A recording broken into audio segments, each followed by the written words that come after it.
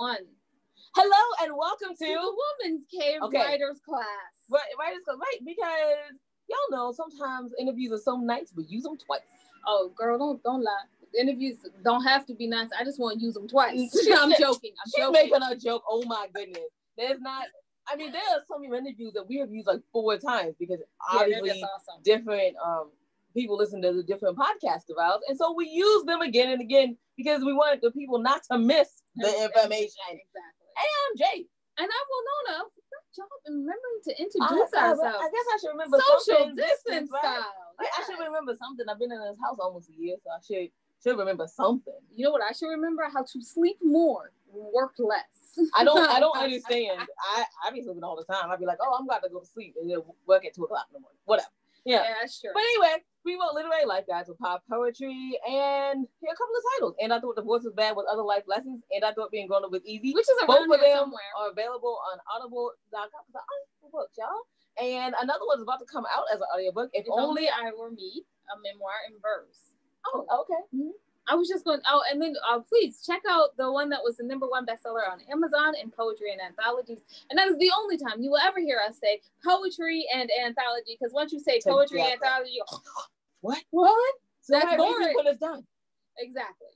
So that's the Women's Cave with other pop poems, but otherwise. A misfit guy. But otherwise, you can find out everything your ladies are doing. They'll be reading one, and you can just go to that website. It is www.andithoughtladies.com, or you can go learn a massive amount about us on www.andwethought.com. But y'all aren't here to hear about us, because you can go to our website to hear about us. We're here to hear about our wonderful guests. Wonderful guests, would you like to introduce yourself? I don't know what that thing is. Hi, I'm Connie Perry. I'm Connie Perry, and I am an assistant for Heather Graham, who's a New York Times bestselling author. Also am a costume designer, and I also have a business called Peekaboo Faces, where I send out young girls and guys to do princesses and princes and superheroes. Wow. Ooh. Wow. Okay, so you wear so many hats. How do you balance all of that with a work-home balance? It's interesting. I will say that. It's just a constant doing something, not resting too much. Because I also do conventions with Heather, and that's almost a full-time job in itself, putting that together for like 2,000 people. So what are these conventions? Well, right now, let's see, in August, we're doing the BoucherCon World Mystery Convention in New Orleans, and Heather and I are co-chairs. So that means I am going to put the thing together, and she's going to go out there and look really good. I like how you said that. That's fabulous. I love that very, very much. Okay, so before I ask the question I want to ask, I'm going to do the serious question. Serious. What can people look forward to learning and seeing at this event in August? Oh, it's wonderful because it's a fan convention. So we have people like Michael Connelly. He's a New York Times bestselling author. We have like 9 guests that they will actually get to go and see. And I'm so sorry. You're a busy lady. That's what happens. Oh, listen, my phone's been going crazy today, so I'm going to turn it off. There we go. So sorry. Anyway, this convention is it's going to be the 52nd convention.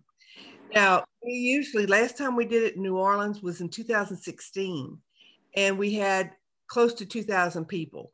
This year, it's in August, but because of COVID, I'm hoping we'll have at least 1,000. And right now we have over 600 people that's already registered.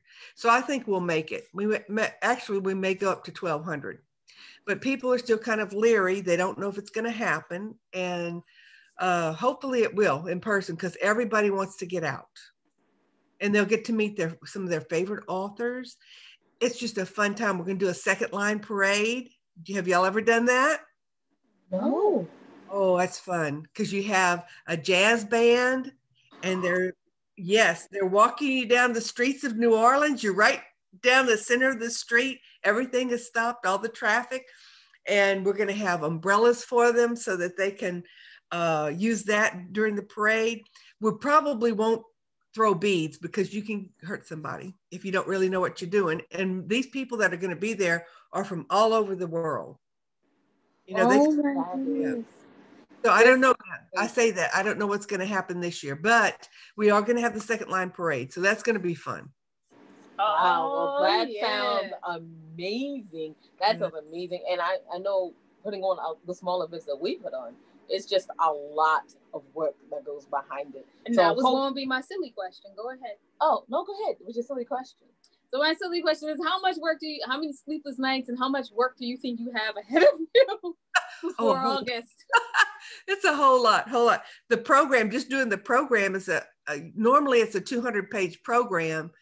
I'm probably going to be it'll be like 150 to 170 this time. So, but it's a big book, you know, and we have to have that, putting all the panels together. Now, I don't do all the work myself. We have committees. And the people that I work with, I trust them implicitly. They've done this before. So I don't have to worry about everything. You know, we just kind of make sure everything's flowing. And if they need help, I make sure they get help. And then I've got a crew of my own that we go together and they help me at all the conventions, and they're wonderful people. It's like my girls. That's what I call my girls. But now I've added a couple of guys too, so I can't say it's my girls. But they're all great people, great people. And they've done this for years. They've done conventions for years. And I couldn't do it without them. Not that big a convention.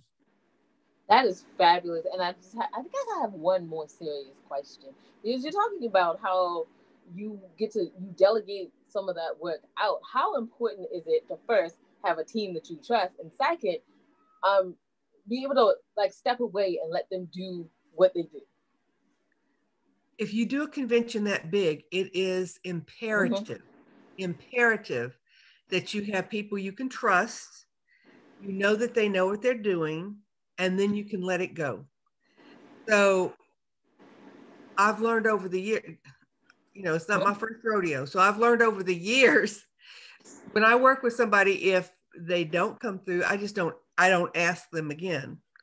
And that's happened very seldom. The people I work with are really top notch. I mean, they've been doing conventions for a long time. So when I ask them to do something, I never worry about it happening or coming out right. You know, they're really great people. So, and like I said, I just have to help them if they need help. So now I have to jump on to the costume. How does the costume design go with all these wonderful events and your duties as a assistant? Yeah. Well, Heather usually puts on a show, and it's usually, you know, 20 or 30-minute show, and she writes it and then we produce it. So, or I produce it rather.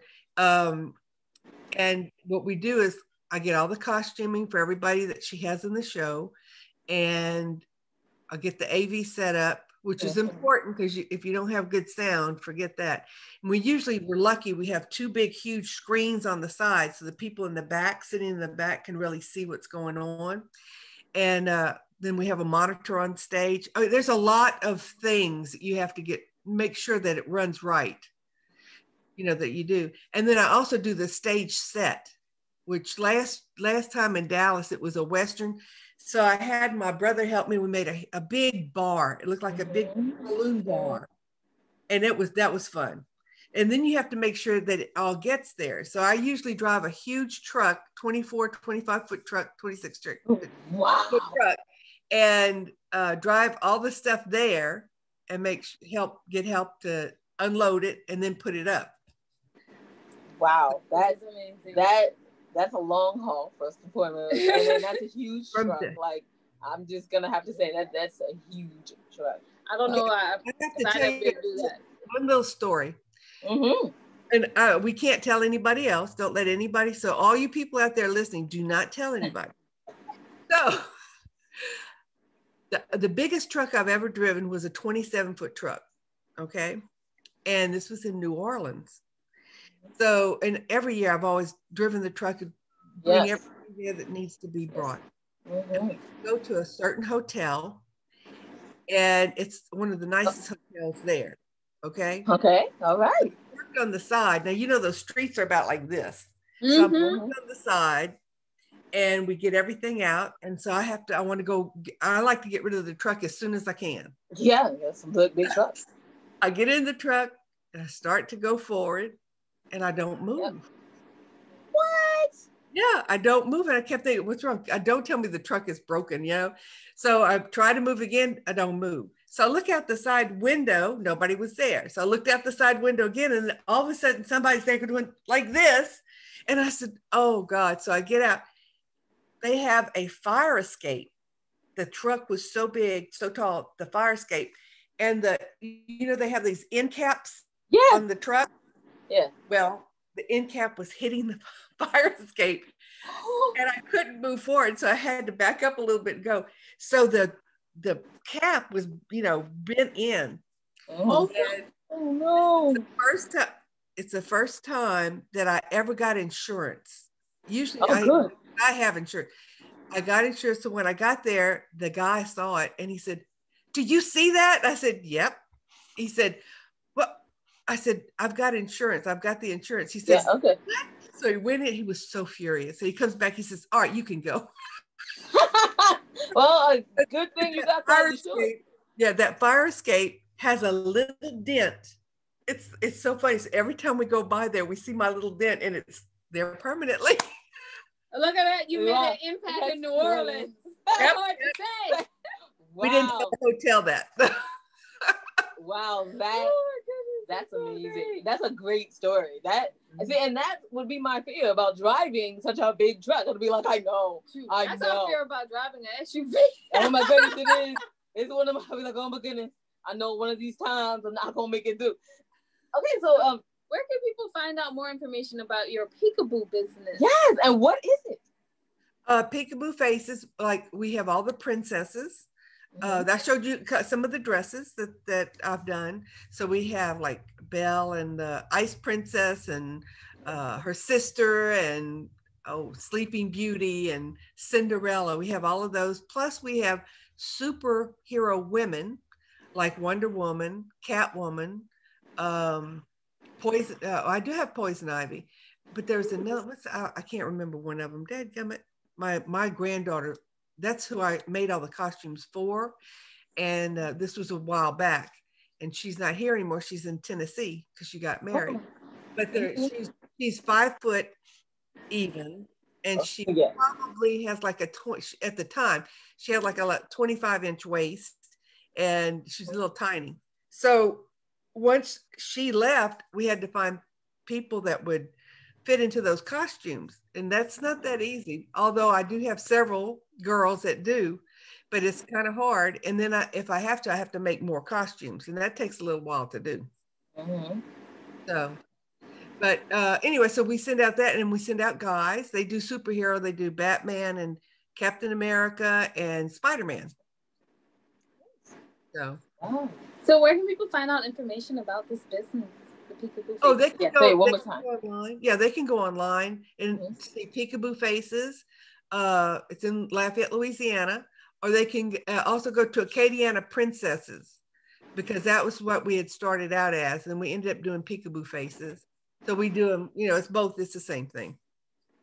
Fabulous. I mean, this is so wonderful. We thought we were going to talk about something else, and we totally talked about and everything that's not that. And that is the way of shows, and I love it every time. Get surprised every time, and it's so wonderful meeting you.